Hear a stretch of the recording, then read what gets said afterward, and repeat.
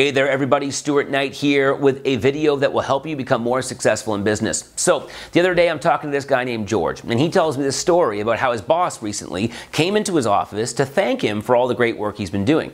And so he says, George, here's what I want you to do. I want you to go down into the city. I want you to go to the best restaurant out there. You and your wife have a good time. After that, go check out one of the big musicals, one of the big shows. And when you come back the next day, I want you to bring me the bill. I'm going to pay for the whole thing. I just want to say thank you for all the hard work you've been doing for the organization lately. All right, sounds good, right? Well, it would be good for some people, but not for George. Because it turns out that George hates musicals. It's just not his thing. And on top of that, George says, going into the city, having to find parking, and maybe going into a restaurant where the food is not really what I like or my taste is not really something that's exciting for him. And I thought to myself, once again, here we go, when I heard this story, another perfect example of a manager who does not know what motivates his team. Now, if this manager took the time to actually get to know George, he would have discovered that there's a lot of other things that would have made George very happy and appreciated. He's an engineer, so George would have loved to get some sort of cool, nerdy magazine to engineering. Or he's a big fisherman. Maybe he would have bought him a fishing rod, and that would have made a big difference. Or just give him a few extra days off, because George told me that really what he wants right now is just a little bit of relaxation. However, this manager didn't do it because he didn't know what motivates his employee. And you want to know what's funny? This guy, George, actually had just saved the company over $1 million because of the hard work that he had just put in.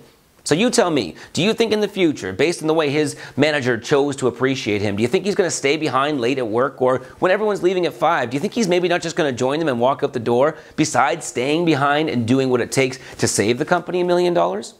I think we know the answer to that question. I've been in business now for over 20 years, and I've worked with some of the biggest companies in this country, and I've seen time and time again so many organizations out there missing out on the potential of what would be many, many thousands of hours of productive work from their team simply because that team feels appreciated in a true and honest way. And they do this all the time. You see it at conferences, right? People will throw all kinds of tchotchkes and swag at their employees. Like, hey there, Bob, we really appreciate you. Thanks for all your hard work lately. Here's a thermos.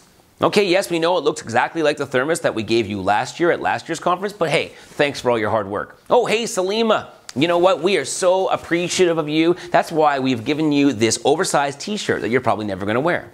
Finding out what motivates your employees is easy. You want to know how you do it? You ask them. I've been doing this with my team for the last 20 years, and I found out that when I do ask them, they do this amazing thing called answer the question. And when they answer the question, I simply try to give them the things that they've told me that they want as much as I possibly can, and when I do, the results are amazing. All of a sudden, they want to work harder, they feel more engaged, they bring more ideas to the table, they participate more in meetings, simply because I said thank you. Thank you in the way that they wanted to be thanked. And my friends, I have truly discovered it works a heck of a lot better than saying, here, take this.